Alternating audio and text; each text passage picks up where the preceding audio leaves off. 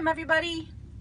Pet living in the house. Actually, pet living in the car today. Yeah, thanks for joining us. This is Chili. Come here, Chili. Chili's joining me to tell you guys, hey Rotor Wash, thanks for joining. How's your meeting going? Hey, I am going to talk to you guys today about the number one you need to know if you're traveling by car with your pet this holiday. And it's really important, and it's really just one thing you need to remember, and it's super easy. I've even written it down for you, so if you are watching the replay, you know, you'll be able to fast forward to that one tip. And I'm actually scoping from my car today, so bear with me here. So, and you know what, I'm just getting used to landscape scoping, so I can't, like, the comments are sideways. I'm trying to figure that out. But yeah, so if you're new to my scope with pet living, I'm Kristen Levine. My blog is called Pet Living, and I help people live better lives with pets. And people that read my blog are people that believe that they can't imagine life without pets. And so pets are really just intertwined into everything they do with their kids and their family and their travel. And so that's who I scope for. And I want to make sure everybody in the family is safe in the car this holiday when you're traveling. So that's what we're going to talk about in just a second here. So give a chance for a few more people to join us. Chili's really pouting. I'm going to let you see him here. He's pouting, and I've got a black dog in a black car, so it's really hard to see him. But he's not too happy because he had to go to the groomers today, and he got a bath, and he's really pouty.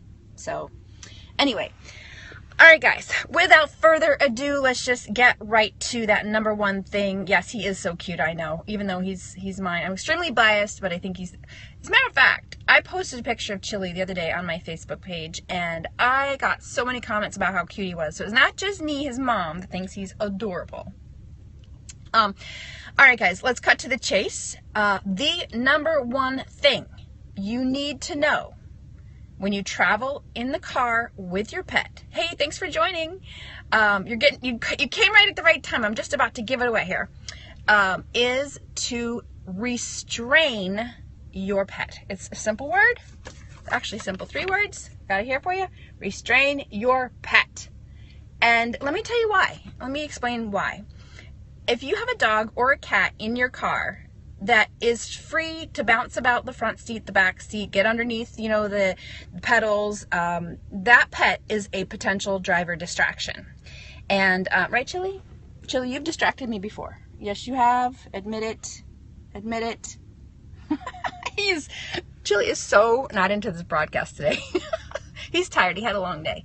But no, seriously, they can be a driver distraction, but also, even if they're not a distraction to you, if you were to hit the brakes quickly, or God forbid, be in a collision, that unrestrained pet ultimately gets thrown forward or sideways, laterally, backwards, and can not only injure themselves, but also can injure other passengers in the car.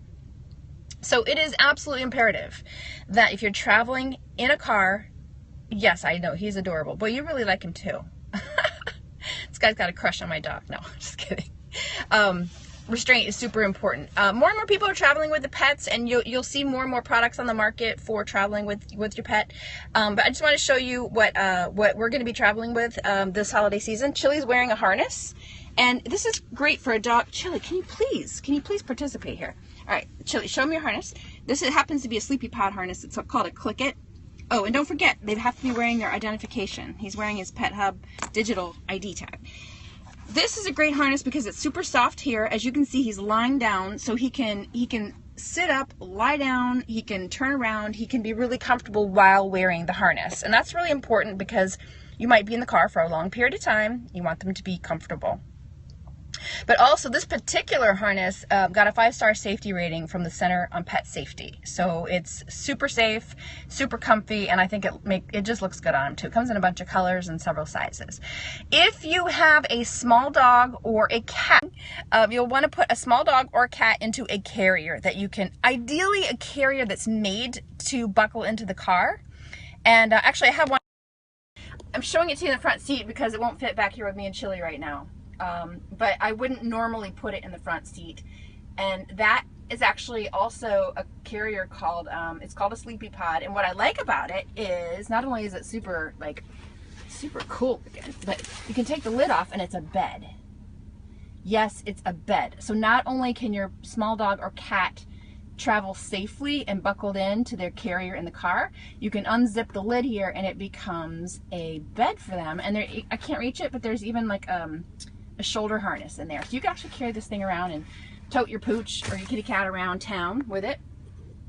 And you certainly don't need a fancy carrier like that. I just happen to have that one because a lot of pet companies send me pet products to show people, and I think that one's pretty cool because it would make a great gift because it's so beautiful, but it also is multi-purposeful for sleeping and for safe riding. If you have so we've talked about restraining your pet with a harness. That's great for dogs of most sizes. We've talked about carriers that can buckle into a seat belt. That's great for cats and small dogs. And the third thing is, and this is typically great for people who either drive SUVs that have a big cargo space behind them, or a really big dog. The third option for restraint is one of those cargo gates. And I don't have one here in